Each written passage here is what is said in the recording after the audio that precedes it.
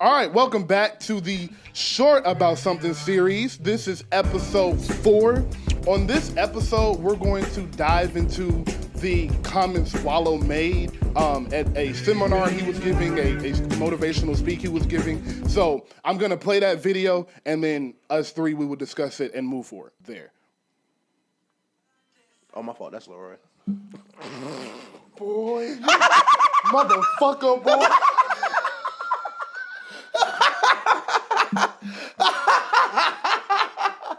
Oh my God. Oh, that's so funny. Oh my God. Listen, Bro. God, bro. That is so funny. Us. Oh, I'm black. Oh, black people. Nobody gives a fuck about that. Kill that shit. Either you got a good business or you don't. All that shit, don't nobody want to hear that shit. That's a hustle. Support me because I got a black business. Is your restaurant clean? Is the food good? Do you got consistent cooks? Is the material on your shit good? Stop doing that. Oh, you support the white people? No, I support consistency, baby. Yeah. Fuck about what color you is. I'm gonna spend my money. That paper, I'm gonna spend them deals where the fuck I want to spend it at. Whether it's Porsche, Ferrari, Lamborghini, I'm gonna do what the fuck I want to do while I'm here. But I'm gonna tell you one thing, I ain't gonna be finessed off some black shit. But one thing about it, 70% of you motherfuckers is not going to make it. I'm not no motherfucking fake ass motivational speaker that talk this dumb shit. I'm the number one nigga in the country. You know why? Y'all seen me come out of the penitentiary. I make millions and I make millionaires, baby. You understand me? I'm the number one nigga in the country. I feel like that is such a funny thing to say. Like, I think that's fucking hilarious. Listen, so let's just pose the question to the room. How do we feel about the please support me, I'm a black business thing? I got my takes on it. You go ahead, Jermey. All right, cool. So I see how Joe Budden was trying to spin it, right? Because it was like 50-50. So I am a product of this right here. Like I said, I love to shop. I love fashion. I love all the things. I love the support, right? But sometimes he made a valid point with saying that consistency, right? Being consistent. Like, don't have a good product today, and tomorrow is like I call for customer service. You don't answer the phone. Like, there's something. I'm not making this a black thing, right? I don't want to make because everybody has their problems in business. But I would say this though. Playing devil's advocate, we're looking at it from a standpoint of the one thing that we fail in our community is like we're the only culture like we have like I'm talking about Jewish, Indians, Asian, right? Yep. We're the only culture where at the end of the night we're bankrupt. So as in like the money, like literally the money goes and comes. As in like in Jewish community, money like flips 5 times. Right. As in like Asian community, I think 3, like so on and so forth. Facts. But at the same time, I'm all about like what is good products, right? I'm not about to buy like I was telling you earlier with a beard, right? A beard oil. You're selling it for me for $40. I can go to Walmart and get the same thing for $10. Yeah. Like where do we draw the line? Let's keep it even, right? I understand you're it's a black business and you're doing this and that, but hey, like once again, it's like, bro, sometimes I don't care about that. I want to see everybody win, but at the same time, we got to make this a fair thing. So I see both sides, but I think the way Wallo put it out was. I think the tone of it. He wasn't wrong. I 1000% agree, and I feel like what Letcher said right there about with the tone. 1000% agree with what he just said. Okay. About like when you're shopping, what you're looking for, like when and what you said about the tone is so important to me because I feel like black people and it's crazy because I be telling niggas like well this community like not to your point but like how niggas be like well. I don't like the way you said it or right message, wrong messenger. Yeah. I feel like we get, like niggas are so ready to stop the messenger. Yeah. Like what you're seeing with a lot of pushback on the Wallo thing is like, man, that's Wallo. What this nigga know, da-da-da. But like, you see so many people stop the message at the door and don't care about it because of who the messenger is. Because if Warren Buffett says some shit to niggas like that, they would 1000% agree. But everything you said about how at the end of the day, the money doesn't stay in the black community is 1000% true. And what like our community doesn't understand is like I didn't notice either until I started traveling more and seeing other cities is like exactly what you said. It is Chinatown. It is small Jewish communities. Yeah. It is Hispanic communities in Georgia. There are communities of cultures everywhere. Duluth. Yeah. And when you don't see that for our community because even where black people are centralized, we don't own the businesses around us anyway. Bam. I agree. Bam. And that is the biggest, that's what's so frustrating. And listen, for the people that know me and for the people that don't, I'll tell you now, I am as pro community as it gets. I am super, I am like pro black to the point it fogs my mind in certain things where I don't even think right because I'm thinking pro black. Like, yeah, this might have happened, but he's black. That is how I feel about it. But at the same time, we take advantage of each other in ways other communities don't. And I feel like this is a perfect example of where niggas be like, yo, I'm selling clothes. Like, all right, but when I get on Instagram, and I bought this Sean Chris for the storybook, but when I get on Instagram 3 weeks after I ordered my 2 hoodies and a t-shirt, why are you laying down on 4,000 orders? Can you shit my shit out, nigga? Facts. No, for real. And you see a lot of people be obsessed with the idea of being a business owner and not the work of being a business owner. Like, I saw this girl in this interview, I swear to God, she was like, I really don't want a job. I just want my husband to buy a business and let me run it. Fam, do you know how much fucking work it is running a business? Delusional, man. That's delusional. Like, people don't understand the real work it takes to really run a business where either you got to make this business work or you're not sure how you're going to eat. Like, a lot of people want to be like, oh, yeah, I just tell people what to do. I'm the boss, da-da-da. Like, the reason small businesses fail is because so many people get into them trying to make money. If you listen to any of those money managers who will talk to you, you don't start a business to try to make money. You start a business because you're going to either love the business or you know enough about the business where you're going to be able to long-term enjoy what you're doing. If you're in it just for the money, you will never break through because it takes too many years to get to the money. Exactly. What you see too much is in our community, it's like niggas like, all right, I want to start a clothing line, and we jump right to luxury apparel. Nigga, you are buying these shirts at Big Lots. This isn't luxury apparel. Let's start lifestyle first. Literally, yeah. Let's start some regular shit. Let's start a lifestyle, and let's work up. Yeah. Because you saying it's a luxury hoodie because it's double vested or whatever they want to call it on this Gildan website. Yeah, I'm not rocking. Like, if I bought, like a perfect example of this, shout out one of my longtime friends, artist friend of the show, Blue Boy. Cold motherfucker. When he says it's luxury, Blue Boy makes some good stuff. That's the one who was on the was he on that Blue Boy's one that was on the show? Yeah, he was on the show on HBO. Yeah. He listen, friend of the show, we went to school together. Listen, I was buying clothes from him back when it was a Gildan t-shirt. Yeah. But he wasn't 90 for the shirt. Facts. It was 30 for the shirt, and I'll never forget this. He used to make custom pins, like a pin you would put on your shirt, and it was hella fire. You get a couple pins. Like, when he says it's luxury, and I spent I spent $300 buy 4 hoodies. I bought 4 hoodies 3 years ago, and I'm still wearing them. They still fit. The color's still nice. I washed them. They're not running. They're good material.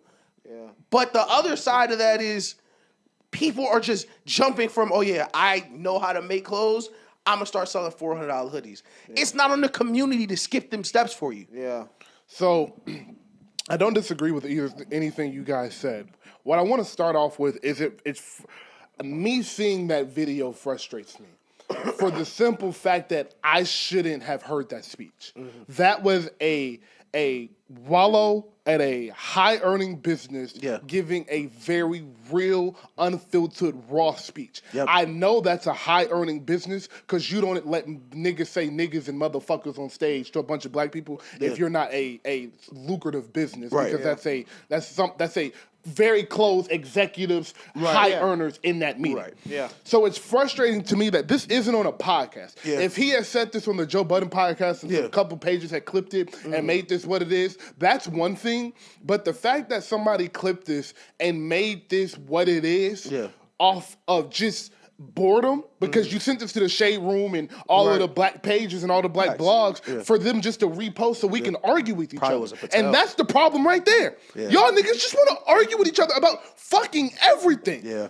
Like, god damn, like it was no reason for this shit to get out in the first place because I listened to some clips surrounding the Wallo speech and what he was saying was perfectly clear. Yeah, 100%. Mm-hmm. I agree with him. Yeah.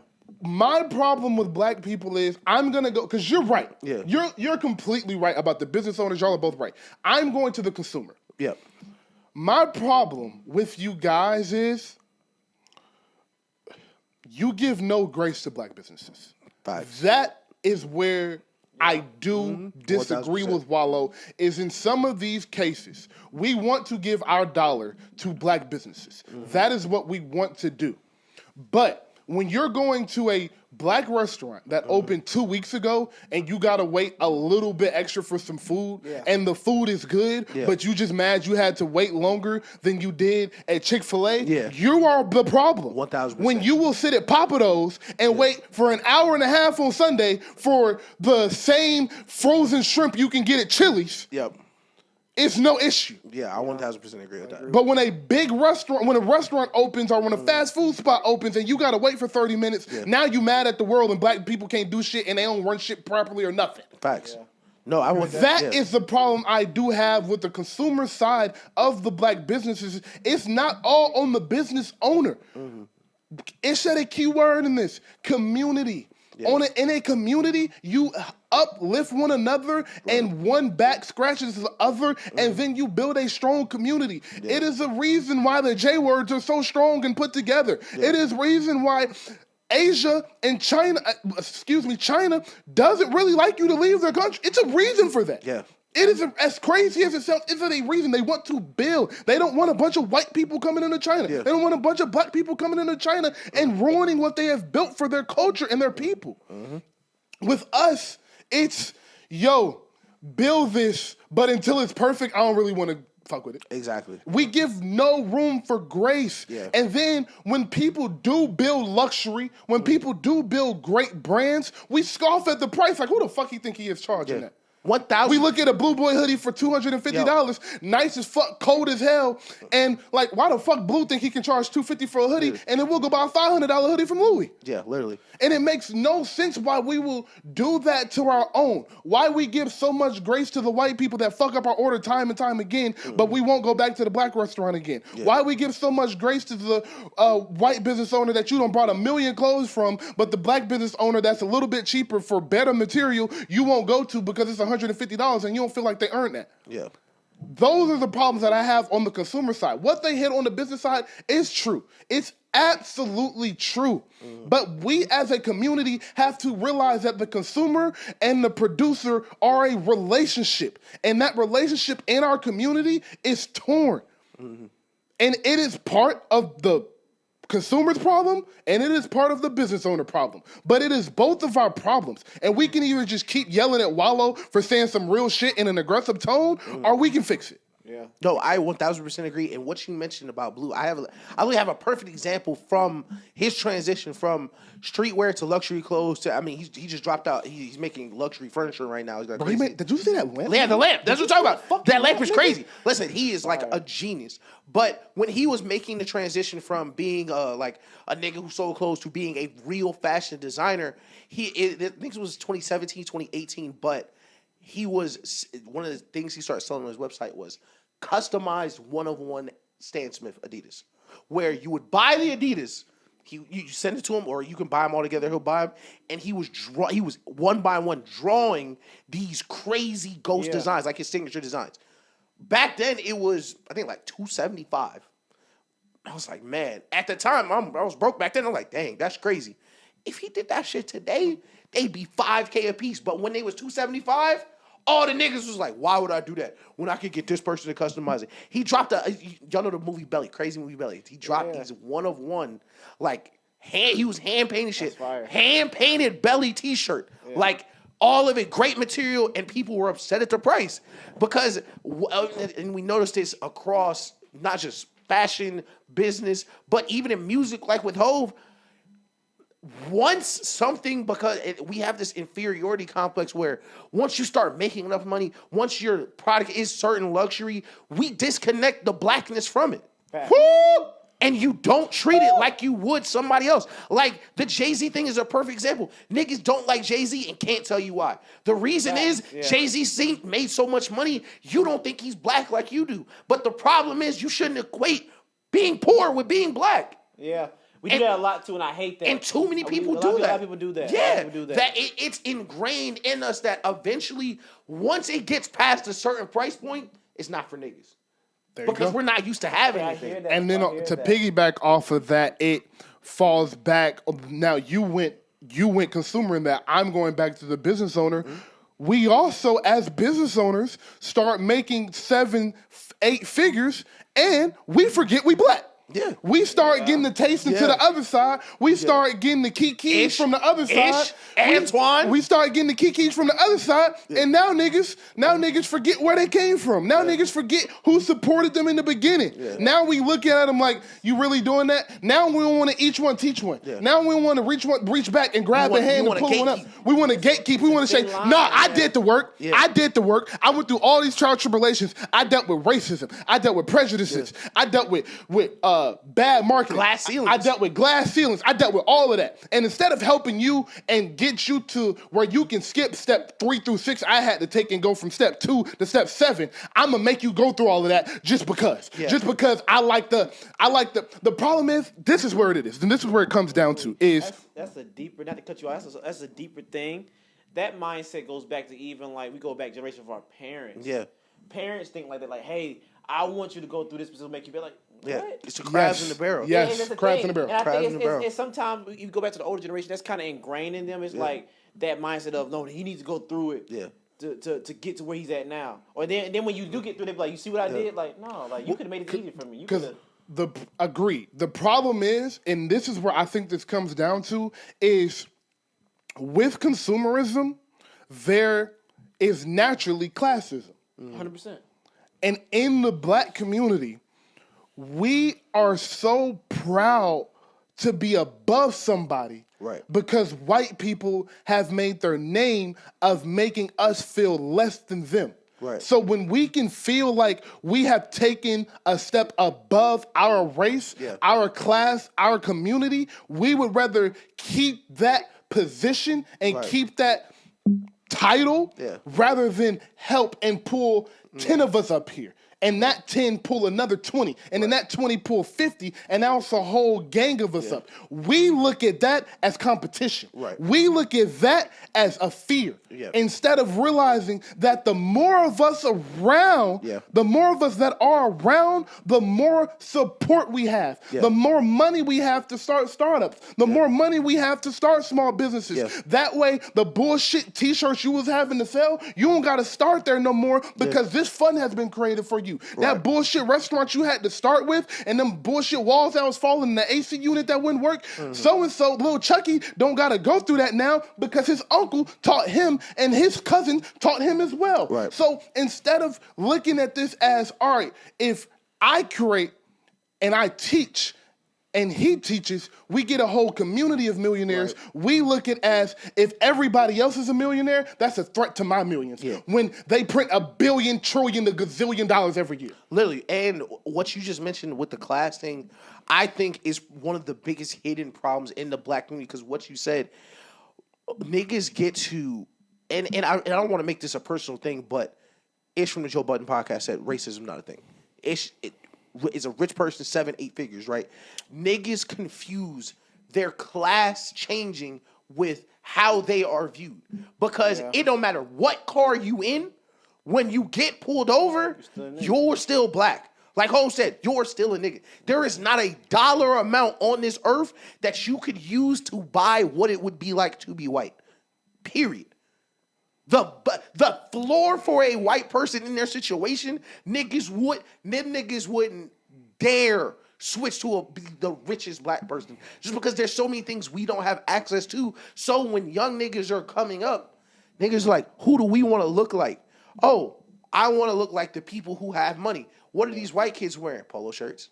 Yeah. Not because the polo shirt is cool, not because Wayne said I wanted to wear a polo shirt. This is just what they just shop at Ralph Lauren. Yeah. And then as we obtain those things that are adjacent to that whiteness, niggas start trying to disconnect from being black. It's like, no. I'm this now. No, you are always going to be that. And niggas are valuing like, yo, like Kanye said, I don't even know how to pronounce it. Past that, Versace. We don't wear this. Like, we in the hood. Why you got a pelly? Because the optics of appearing higher up in this class is more important than actually moving in the class for black people. We would rather stay broke looking rich than get rich. Literally. All right. That was amazing. To close this argument, this wasn't an argument, but to close this conversation with some black shit, I have finally watched Friday. Let's go. Oh, you for real? Friday. Yeah, I watched Friday the first time 2 days ago. Just one or all three? Just the first time. I'm watching the next two this weekend. Okay. How do you like it? It's one of my top 10 favorite movies ever. I like it. There we go. I think that movie is so well done. Like, to make a movie where you don't leave a street is insane. Yeah. Like, so low. It's like a play. It's like a fucking play, like a my play, nigga. bro. It's like a fucking play. Yeah. They were in the house, on the porch, or walking up and down the street. Yep. Like, that is insanity. Mm-hmm. And then seeing young the Nia Long. Megan Good is in that movie. Baby Megan Good is in the movie. Nia Long, know, Ice Cube. That's... Chris Tucker is golden. Classic. In that movie. Classic performance. That was amazing. Everything about that movie was perfect. Faison. Warren, Big Worm. Yeah. Listen, one of my favorite parts about that is he was finna shoot that nigga over $200. $200. He shot the house up for $200. He shot the block up for $200. Listen, nigga. I was like, my black guy. A QP $200? QP $200? That's all. That was that nigga can't get $200. I'm like, what the fuck? Nah, bro. I was like, that nigga was finna murder that nigga over $200, bro. Some real nigga shit. It's the principle, my nigga. It's the principle. One last thing before we go. Y'all talk about this on the next episode. Because Chris Tucker was in that, right? Yeah. Who had a better 4-year run than Chris Tucker? As a black, who had a better 4-year run than Chris Tucker? Because Chris Tucker's window was short. Will Smith is always the answer. But if we taking out the megastars, let's take out the megastars, the Will Smiths, the Eddie Murphys, all of that. If we take in like that tier below, boy. Who had a better? You have to remember, like Fifth Element is one of my favorite. It's crazy. Movies of all time. I got Chris Tucker in that superstar range. I gotta watch. I count Chris. You ever seen it before? No, I haven't seen This it before. Fifth Element. No.